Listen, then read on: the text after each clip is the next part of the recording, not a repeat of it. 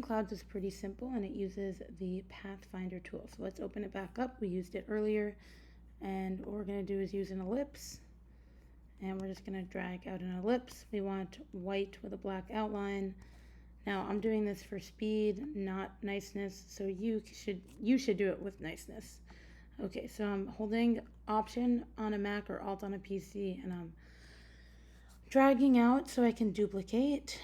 And you could just keep dragging more circles out to get a puffy cloud, and then you're going to drag one big cloud. Let's nudge this one down.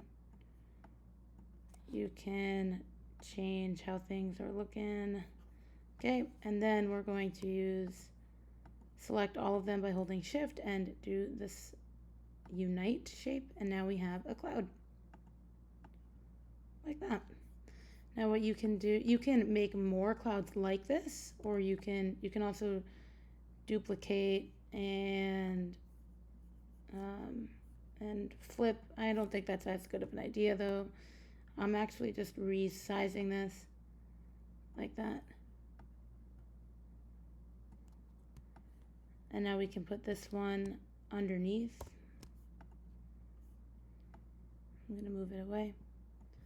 Okay. I would recommend having at least 2 different types of clouds, so that way you're not just reusing the exact same one over and over again. But I do think adding clouds is a fun thing that you can add without that actually relates to the airplane rather than the suitcase. Both are obviously connected to travel, but they're not actually so related visually, and they didn't seem so visually connected in this composition. Something that you should look out here is just like you should be using partial lines to indicate shapes for your airplane and your engines, you should do the same thing with your clouds. To do this, I'm going to make another layer.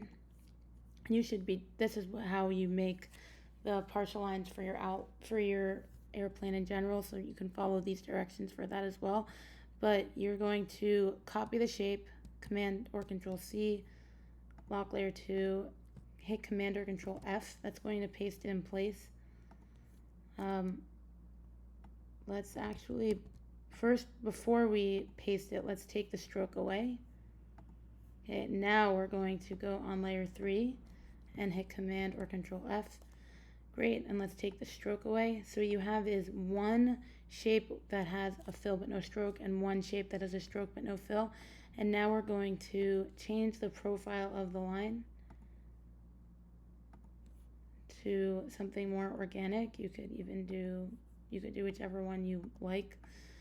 And then we're going to hit C to get the scissors tool, because we don't need all of these lines. We only need some of them.